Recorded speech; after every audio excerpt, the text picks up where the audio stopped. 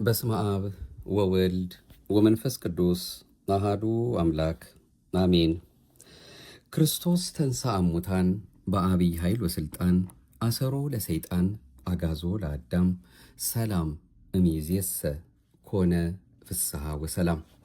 አምላካችን በራሱ ኃይልና ስልጣን መግነዝ ፍቱልኝ መቃብር ክፈቱልኝ ሳይል ተነስቶ በዓለ ሃምሳን ደሞ እኛም ይኸው ከሱ ትንሣኤ በኋላ እያከበርን ይህንን ሰላምታም እየተለዋወጥን መድኃኔዓለም ፈቃዱ ሆኖልን ይኸው ወደ ጰራቅሊጦስ እየደረስን ያለነው ወደ 50ኛው ቀን ማለት ነውና ብርሃነ ትንሣኤውን ብርሃነ ዕርገቱንም ለማየት ያበቃን የሁላችን አባት የሁላችን ጌታ የሁላችን ሕይወት የሁላችን መድኃኒት ቸሩ መድኃኔዓለም ክብርና ምስጋና ለገናና ስሙ ይሁንልን። አሁንም የምሕረት አምላክ ለዛሬም በዚህ መልኩ ተገናኝተን እንድንሰማው እንድንማረው በልባችንም እንዲያሳድርልን ደጅ እየጠናን እሱኑ ራሱኑ አቃፊ ደጋፊ አድርገን እሱ እየመራን እሱ እያናገረን በቸርነትና በምሕረቱ በእያንዳንዳችን ልቦና ጽላት ይጽፍልን ዘንድ እየተማጸን ነው። እንግዲህ የዛሬንም የማኅደረ ተዋሕዶ መንፈሳዊ የዩቱብ አገልግሎታችንን በነጻች በጎላች በተረዳች በአንዲቷ ኦርቶዶክሳዊት ተዋሕዶ ቤተክርስቲያናችን እምነት ስርዓትና ትውፊት ስንመላለስ ልንማረው የሚያስፈልገውን የሚያስተምረን የሚመክረን ለዚህ ሰዓትና ደቂቃ ያደረሰን እሱ ነው። ቸርነቱን የሚያበዛልን እሱ ነው። የሚያናግር የሚያስተምርም እሱ ነው። በልብ የሚያሳድርና ለፍሬ ለበረከት የሚያደርስልን እሱ አምላካችን የቃሉ ባለቤት ነውና የድንግል ማርያም አንድያ ልጇ የምሕረት ጌታ ቸሩ መድኃኔዓለም እሱ ወደ ሰማይ ያረገው እሱ ሞትን ድል አድርጎ የተነሳው እንዲያስተምረን እንዲመክረን የተቀደሰ ፈቃዱ ይሆንልን።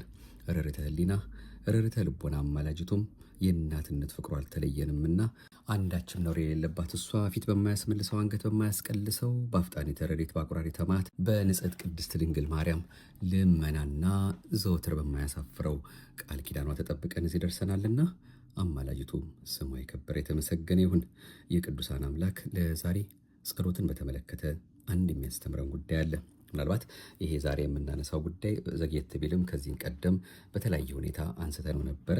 መቼም ጸሎት ከሕይወታችን ውስጥ መራቅ የሌለበት አምላካችን መድኃኒታችን ኢየሱስ ክርስቶስን የምናነጋግርበት የልባችንን መልካም ፈቃድ ሁሉ ለሱ የምንነግርበት ቸርነት ደግነቱን እንዲያበዛልን የምንለምንበት በነፍስም በስጋም ከሱ ከአምላካችን እንድናገኘው የምንፈልገውን ነገር በትህትና በትዕግስት ሆነን የምንጠይቅበት እንደምንተነፍሰው አየር ከኛ መራቅ የሌለበት ለአንዳችም ቅጽበት ክርስቲያን ከጸሎት መራቅ የለበትምና ያንን ስናደርግ ምን ነገሮችን ማስተዋል እንደሚገባን ለማስታወስ ያህል ነው ለዛሬ እንደሱ እንደ አምላካችን ፈቃድ ይህንን መርሐ ግብራችን የምናደምጠው።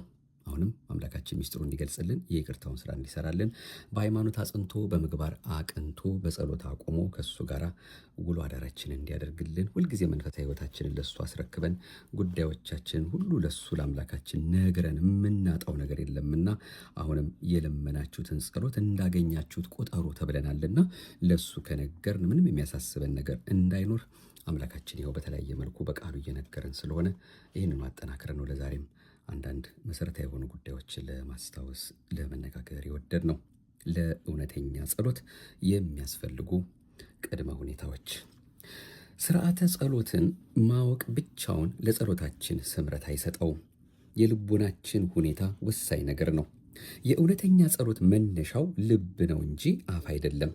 ልብ በሌላ ሐሳብ ተይዞ አፍ ብቻውን ቢያነበንብ ጸሎት ዋጋ የለውም። እንደዚሁም በልቦናው የትዕቢትና የመመጻደቅ ሐሳብ ካለ እንደ ፈሪሳዊው ጸሎት ተቀባይነት አይኖረውም። እርሱ በሳምንት 2 ጊዜ እንደሚጾምና አስራት እንደሚያወጣ የሰራውን የጽድቅ ሥራ ሁሉ እየዘረዘረ ለእግዚአብሔር ካቀረበ በኋላ እንደ ኃጢአተኞች ሰዎች ይልቁንም እንደዚህ ቀራጭ ያላደረግከኝ አመሰግንሃለሁ እያለ በትዕቢት መንፈስ በመጸለዩ ጌታ ነቅፎታል። በአንጻሩ ቀራጩ ደግሞ በቅን ልቦና በትሑት ሰብዕና ራሱን ዝቅ ዝቅ በማድረግ በንስሐ መንፈስ አምላኬ ሆይ እኔን ኃጢአተኛውን ማረኝ እያለ በመጸለዩ ተመስግኗል። ሉቃስ ምዕራፍ 18 ቁጥር 9። የክርስቲያን ጸሎት መሠረት ትሕትናና ተአምኖ ኃጣው ነው። የእግዚአብሔርን ይቅርታና ምሕረት የመዳናችንንም ጸጋ የምናገኘው በእንዲህ አይነት ልቦና ወደ ክርስቶስ በመቅረብ መሆኑን አንርሳ። እንግዲህ ክርስቲያናዊ ሕይወታችንን በመንፈሳዊ ነገር የበለጸገ እንዲሆን የእምነትና የጸሎት ተጋድሎ ያስፈልጋል። ስለዚህ አጥብቆ መጸለይና ሳይሰለቹ ዘወትር መጸለይ እንደሚገባ ጌታ በምሳሌ ያስተምሮናል። የሉቃስ ወንጌል ምዕራፍ 11 ከቁጥር 5፣ የሉቃስ ወንጌል ምዕራፍ 18 ከቁጥር 1 እስከ 8። ይልቁንም ወደ ፈተና እንዳንገባ ተግተን እንጸልይ፣ መንፈስ ዝግጁ ነው ሥጋ ግን ደካማ ነውና። ማቴዎስ ምዕራፍ 26 ቁጥር 41። የእውነተኛው ጸሎት አይነትና ይዘት ጌታ እንዴት ለምንና ለማን እንደምንጸልይ ብቻ ያስተማረን ሳይሆን ምን መጸለይ እንዳለብን እውነተኛውን የጸሎት አይነትና ይዘት ገልጾልናል። ይህንንም ያደረገው ጸሎታችን እንደ አረማውያን ጸሎት እንዳይሆን ነው። እነርሱ ከንቱ ቃል በመደጋገም የሚለፈልፉና በድግምታቸውም ብዛት እግዚአብሔር የሚሰማቸው ይመስላቸዋል። ስለዚህ አትምሰሏቸው፣ ሳትለምኑት አባታችሁ የሚያስፈልጋችሁን ያውቃልና እንግዲህ እናንተስ እንዲጸልዩ በማለት ጌታ የአቡነ ዘበሰማያትን ጸሎት ሰጥቶናል። ማቴዎስ ወንጌል ምዕራፍ 6 ቁጥር 7። አባታችን ሆይ በሰማያት የምትኖር ስምህ ይቀደስ 1፣ መንግሥትህ ትምጣ 2፣ ሦስተኛው ደግሞ ፈቃድህ በሰማይ እንደሆነች እንዲሁም በምድር ትሁን የሚሉ አሉ። የዕለት እንጀራችንን ዛሬ ስጠን 4፣ በደላችንን ይቅር በለን እኛም የበደሉንን ይቅር እንደምንል 5፣ 6ኛ አቤቱ ወደ ፈተና አታግባን፣ 7ኛ ደግሞ ከክፉ ሁሉ አድነን እንጂ መንግሥት ያንተ ናትና ኃይልና ምስጋና ለዘላለሙ አሜን የሚል ነው ጸሎታችን። አሁን ከላይ በጸሎቱ የተጠቀሱት የመጀመሪያዎቹ 3ቱ ዘወትር የምንጸልየው ማለት ነው እንግዲህ ስብሐተ እግዚአብሔርን ይመለከታሉ። እነዚህም ስምህ ይቀደስ፣ መንግሥትህ ትምጣ፣ ፈቃድ በሰማይ እንደሆነች እንዲሁም በምድር ትሁን የሚሉት 3ቱ ማለት ነው። የተቀሩት 4ቱ ደግሞ የእኛን የክርስቲያኖች የዕለት ተዕለት መንፈሳዊና ስጋዊ ኑሯችንን በማስመልከት በተለይም ክርስቲያናዊ ሕይወታችን በሰማዩ አባታችን ፊት በትክክል ሆኖ እንዲገኝና በመንፈሳዊ ዓላማውም እንዲጸና ለማድረግ የቀረበ ቃለ ጸሎት ነው። 7ቱም ቃለ ጸሎት ከለያየናቸው የወንጌልን ምስጢር ባጭሩ አካተው የያዙ ስለሆኑ እያንዳንዱን ቃል በስፋትና በጥልቀት በማስተዋል ከዕለት በዕለት ኑሯችን ጋር አገናዝበን በተግባር እንድንተረጉመውና በስውር ለሚያየን ለሰማዩ አባታችን ከልብ በመነጨ እምነትና ትህትና ጸሎታችንን ማቅረብ ይኖርብናል። እርሱም ከኛ የበለጠ እኛን ስለሚያውቀን ለኛ የሚያስፈልገውንና የሚበጀውን ነገር ብቻ መርጦ በግልጥ ይሰጠናል። ምድራዊ አባት ለሕፃን ልጁ የለመነውን ሁሉ አይሰጠውም። በመጀመሪያ ለሕፃን የሚያስፈልገውንና የሚጠቅመውን ብቻ ይሰጠዋል። ከዚያም ሕፃኑ ከፍ ሲል እንደደረሰበት የዕድሜና የእውቀት ደረጃ እያየ እንደ ሁኔታውና እንደ ጊዜው ሊሰጠውና ሊያደርግለት ያሰበውን ሁሉ በቅድሚያ እንደሚያዘጋጅለት እንዲሁም የሰማዩ አባታችን ለእኛ ከምድራዊ አባት የበለጠውን ነገር ሊሰጠንና ሊያደርግልን በቅድሚያ አዘጋጅቶልናልና በትዕግስት እንጠብቀው። ከስጦታው ይልቅ ሰጪውን እንውደደው። ፈቃድህ በሰማይ እንደሆነ እንዲሁም በምድር ይሁን የተባለውን ቃለ ጸሎት ከልባችን እናኑረው፣ ባፋችንም እንናገረው። ከላይ በአቡነ ዘበሰማያት ጸሎት ላይ የተጠቀሰው 5ኛውን ቃል በጽሞና የተመለከቱ ብዙ ሰዎች ይኸውም በደላችን ይቅር በለን እኛም የበደሉን ይቅር እንደምንል ብለን ያነሳ ነው ማለት ነው። ይህን ቃል በተግባር ለመፈጸም አዳጋች መሆኑን ይናገራሉ። ምክንያቱም ጌታችን ይቅርታን የምናገኝበትን ሁኔታ በገደብ ስላስቀመጠው ነው። ለሰዎች ኃጢአታቸውን ይቅር ብትሉ የሰማዩ አባታችሁ እናንተን ደግሞ ይቅር ይላችኋልና፣ ለሰዎች ግን ኃጢአታቸውን ይቅር ባትሉ አባታችሁም ኃጢአታቸውን ይቅር አይላችሁም። ማቴዎስ ምዕራፍ 6 ቁጥር 14። እንዲህ በማለት ነው እንግዲህ ጌታችን የተናገረው። ይህ ኃይለ ቃል በዚሁ በማቴዎስ ወንጌል ምዕራፍ 5 ላይ ብፁዓን ብፁዓን ብፁዓን ብሎ በአንቀጸ ብፁዓን በተነገረው በተማርነው ትምህርት ውስጥ ማለት ነው እንግዲህ የሚምሩ ብፁዓን ናቸው ይማራሉና ከሚለው ጋር ይተባበራል። ማቴዎስ ምዕራፍ 5 ቁጥር 6 ይቅርታ ስለማድረግ ጌታችን በምሳሌ ያስተማረውን በማቴዎስ ወንጌል ምዕራፍ 18 ከቁጥር 21 እስከ መጨረሻው ያለውን መመልከት ይበጃል።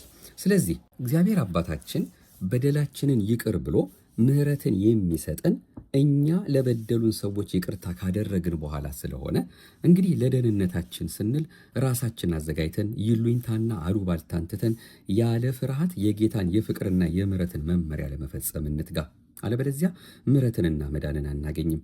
ከምሕረት ጋራ ከፍቅር ሥራ ጋራ ካልሆነ በቀር ከኃጢአት መዳን በእምነት ብቻ አይገኝም። ስለዚህም ነው ሐዋርያው ቅዱስ ጳውሎስ በክርስቶስ ኢየሱስ ሆኖ በፍቅር የሚሰራ እምነት እንደሚጠቅመን የተናገረው ገላትያ ምዕራፍ 5 ቁጥር 6። ይኸው ሐዋርያ መዳናችንን በተመለከተም ሲናገር በፍርሃትና በመንቀጥቀጥ የራሳችሁን መዳን ፈጽሙ፣ ስለ በጎ ፈቃዱ መፈለግንም ማድረግንም በእናንተ የሚሰራ እግዚአብሔር ነውና ብሏል። ፊልጵስዩስ ምዕራፍ 2 ቁጥር 12። እንግዲህ የደህንነታችንን ሥራ በትጋት በመፈጸም የኃጢአታችንን ስርየት እንድናገኝ የሰዎችን ኃጢአት ይቅር እያል ወደ ሰማዩ አባታችን ብንጸልይ የክርስቶስን ሃይማኖት ብቻ ፈላጊዎች ሳንሆን የጽድቁንም ሥራ ተካፋዮች ወይም የጽድቁም ሥራ ተካፋይ በመሆናችን ጸሎታችን በተግባር የተፈተነ እውነተኝነቱ የተረጋገጠ ይሆናል። የእውነተኛው ጸሎት ምስጢር። እንግዲህ የሚጸልይ ሰው ሁሉ ወደ ክርስቶስ ይመልከት። እርሱ የእውነተኛውን ጸሎት ምስጢር ገልጦልናል። እንዴት፣ ለምን፣ ለማን፣ ምን እንደምንጸልይ በቃልም በተግባርም አብነት ሆኖናል። ስለዚህ በምንጸልይበት ጊዜ የእርሱን የዋህነት ሩሩህና ትሑት ልቦናውን እያሰብን እርሱን በእውነትና በመንፈስ መከተል አለብን። እርሱ እኛን እንደወደደና ይቅር እንዳለን እኛም ሰዎችን ከወደድንና ይቅር ካልን ጸሎታችን ይሰምራል። በክርስቶስ ስም መጸለይ ማለት ከክርስቶስ መንፈስ ባገኘነው ፍቅርና ሩሩህ ልቦና ሆነን በእርሱ መንፈስ ተቃኝተን ወደ ሰማያዊ አባታችን ስለ ራሳችንና ስለ ሌሎችም መጸለይ ማለት ነው። ይህም ብቻ አይደለም።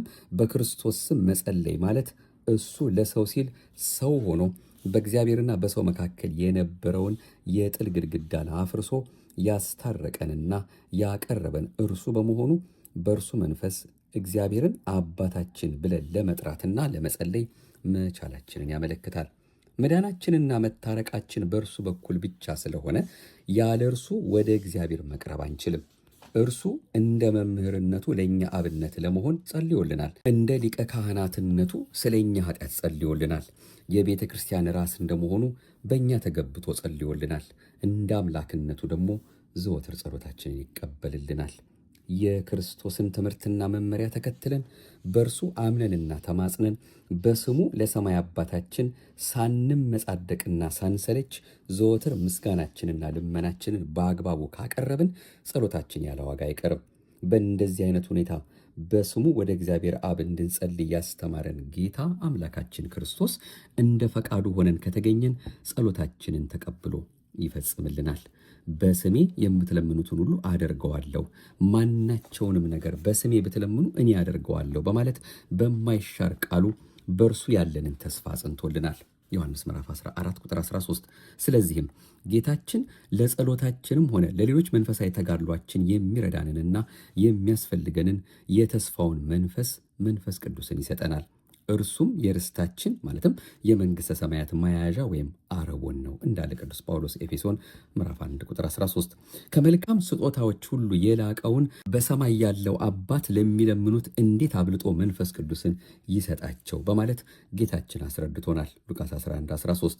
እንግዲህ የእውነተኛው ጸሎት ምስጢር በአብ በወልድ በመንፈስ ቅዱስ አንድነትና ሶስትነት ማለት በምስጢረ ሥላሴና በምስጢረ ሥጋዌ ላይ በእምነት ተመስርቶ የእግዚአብሔር ፍቅርንና የማዳን ሥራውን የወደፊት ተስፋውንም ሁሉ አገናዝቦ የያዘ ነው። እውነተኛው የጸሎት ምስጢር የአዲሱን ቃል ኪዳን ምስጢር ተከትሎ በእግዚአብሔር አባትነትና በልጁ በመንፈስ ቅዱስ ይመራል። ወደ ምስራቅ ይመለከታል።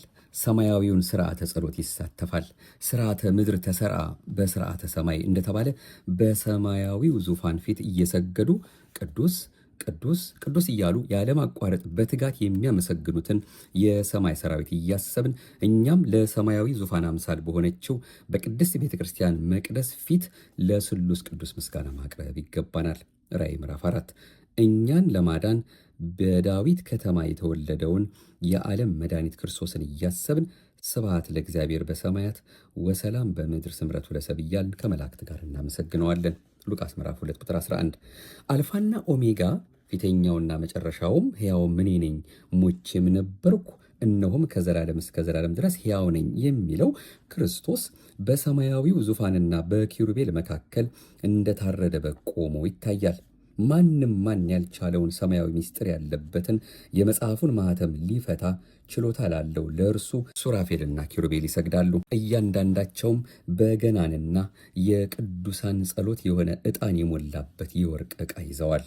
እንዲህም እያሉ አዲስ ቅኔ ይዘምራሉ። መጽሐፉን ተወስድ ዘንድ ማኅተሞቹንም ትፈታ ዘንድ ይገባሃል። ታርደሃልና በደምህም ለእግዚአብሔር ከነገድ ሁሉ ከቋንቋም ሁሉ ከወገንም ሁሉ ከሕዝብህም ሁሉ ሰዎችን ዋጅተህ ለአምላካችን መንግሥትና ካህናት የሆኑ ዘንድ አደረግካቸው፣ በምድርም ላይ ይነግሣሉ። እልፍ አላፋት መላእክት ደግሞ በታላቅ ድምፅ እንዲህ እያሉ ያመሰግናሉ። የታረደው በግ ኃይልና ባለጠግነት፣ ጥበብም፣ ብርታትም፣ ክብርም፣ ምስጋናም፣ በረከትም ሊቀበል ይገባዋል። በሰማይና በምድር ከምድርም በታች በባህርም ላይ ያለ ፍጥረት ሁሉ በእነርሱም ውስጥ ያለ ሁሉ እንዲህ እያሉ አመሰገኑ። በረከትና ክብር ምስጋናም ኃይልም ከዘላለም እስከ ዘላለም በዙፋኑ ላይ ለተቀመጠው ለበጉም ይሁን። አራቱም እንስሶች አሜን አሉ፣ ሊቃናቱም ወድቀው ሰገዱ ይላል ራዕየ ዮሐንስ ምዕራፍ 5 ከቁጥር 6 እስከ 14 እንዲሁም ራዕየ ዮሐንስ ምዕራፍ 1 ቁጥር 18።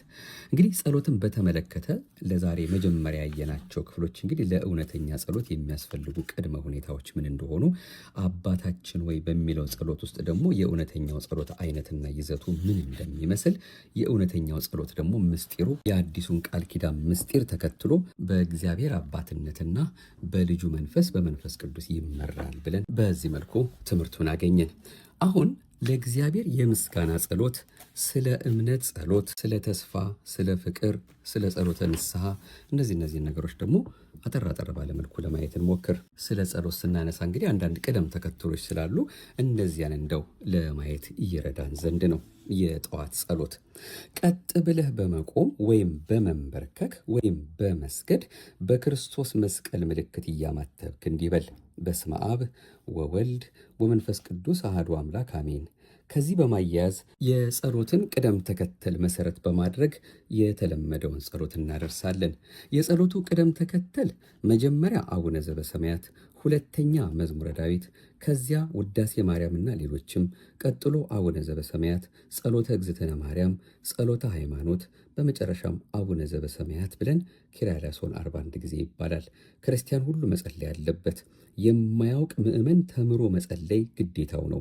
ካህናት ግን ሁሉንም እንዲጸልዩ ታዘዋል። ኤፌሶን ምዕራፍ 5 ቁጥር 19፣ ማቴዎስ ምዕራፍ 7 ከቁጥር 7።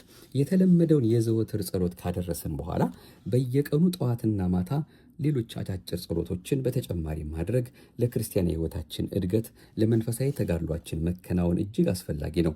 እንግዲህ አሁንም ዘርዝረን የምናያቸው ለዚህ ማሳያ የሚሆኑ ሲሆኑ ተጀምሮ የቀረ እንጂ የተሟላ ስላልሆነ ጸሎተኛው ከታወቁ የጸሎት መጻሕፍት እያውጣጣ መጸለይ ይኖርበታል። ሰብህዎ ለእግዚአብሔር ስብሐተ ሐዲስ፣ ለእግዚአብሔር አዲስ ምስጋናን አመስግኑት፣ ሃሌሉያ፣ ለእግዚአብሔር አዲሱን ቅኔ ተቀኙለት እንደተባለ ሁሉም ምስጋናውን ለእግዚአብሔር እያዘጋጀ ይጸልይ። መዝሙር 95 ቁጥር 1፣ መዝሙር 149 ቁጥር 1። እንግዲህ እነዚህን ቅደም ተከተሎች ተከትለን በቅድሚያ እንግዲህ ለእግዚአብሔር የምስጋና ጸሎት እናደርሳለን እንዲህ ብለን ሃሌሉያ ለአብ፣ ሃሌሉያ ለወልድ፣ ሃሌሉያ ለመንፈስ ቅዱስ።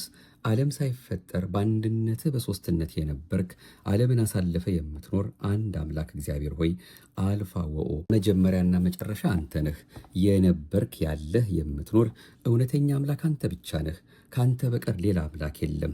ሰማይና ምድር የእጆች ሥራ ናቸው።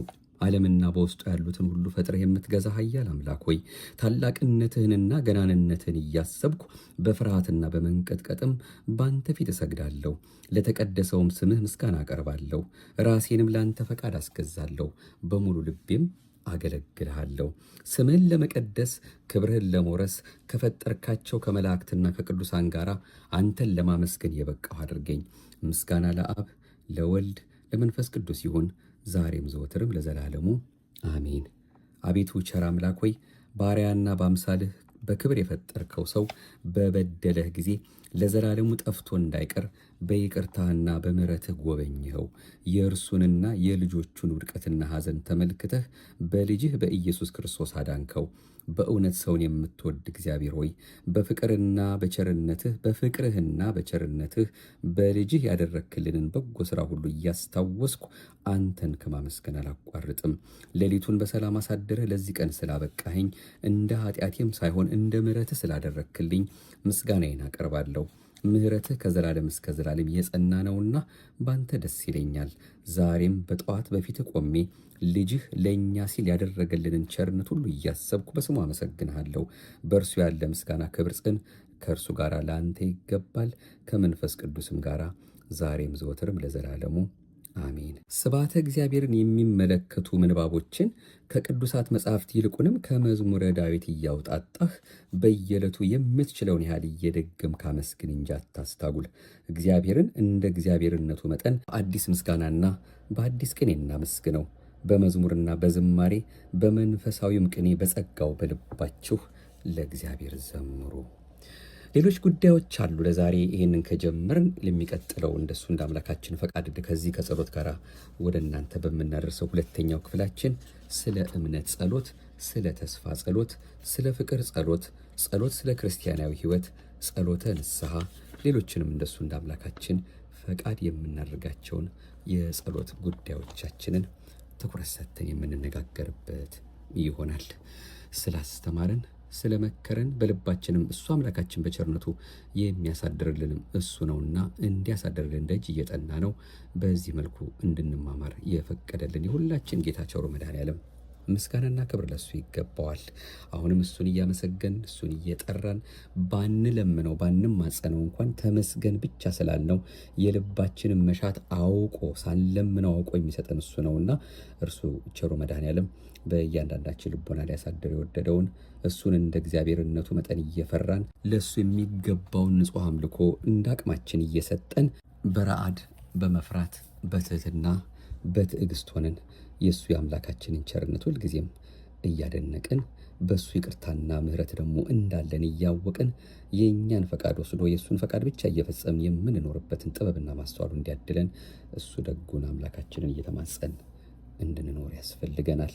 በተለያየ መልኩ የምንዘናጋባቸው ነገሮች ስላሉ ስለ ሀገርም ስለ ወገንም ስለ ቤተሰብም ስለ ስራም ስለ ኑሮም ስለ መውጣት ስለ መግባታችን በአጠቃላይ በዚህ ምድር እሱ አምላካችን በሰጠን ቀሪ ዕድሜያችን ሁሉ ከሱ ጋር ሳንኖር እንዳንጠራ አንድ ቀንም እንኳን እሱ የሚያውቃት ሕይወት ሳትኖረን እንዲሁ ባካና ሆነን እንዳንጠራ ከኃጢአቴ ሳታጠራ አትጥራኝ፣ ወጥቶ ከመቅረት አምኖ ከመካድ ቆርቦ ከመኮነን እባክህ ጠበቅ ዘንድ የቸርነትን ሥራ ስራልኝ፣ በቤትህ የመኖርን ምስጢር ግለጽልኝ፣ የጸሎትን ሀብት አሳድርብኝ፣ በማውቃት ጸሎት ዘወትር እየተማጸንኩ ቀሪ ዘመኔ እንድትባርክልኝ እባክህ እለምንሃለሁ እያል ለጉዳዮቻችን ሁሉ ለአጀንዳዎቻችን ሁሉ እሱ እንዲፈታልን ለምንፈልገው ቋጠሮቻችን ሁሉ ከምንም ነገር በላይ እያመሰገን ነው። በሰጠንም ባልሰጠንም ነገር ሁሉ የእሱ ፈቃድ ስለሆነ ሁሉ ነገር የሚሆነው የእሱ የአምላካችን ፈቃዱ ነውና ተመስገን እያል የምስጋናን ሀብት ከልባችን ከሕይወታችን ሳያጠፋብን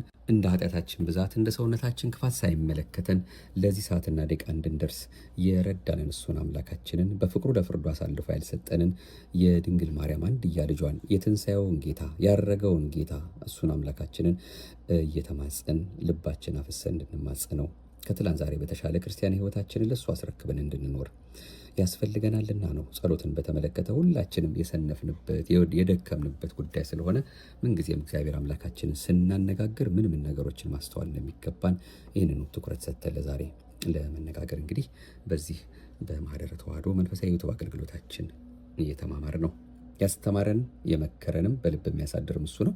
ለፍሬ ለበረከት ያደርግልን። የዛሬው ምንጫችን ትምህርተ ሃይማኖትና ክርስቲያናዊ ሕይወት በተባለ የተጻፈ በግሩም መልኩ የተጻፈ መጽሐፍ በረከታቸው ይደርብንና በሕይወት በነበሩ ጊዜ ሊቀ ጉባኤ አባ አበራ በቀለ የተባሉ አባት ጽፈውልን ደጉ ሰው ሰጥተውን የነበረውን ትምህርት ነበረ።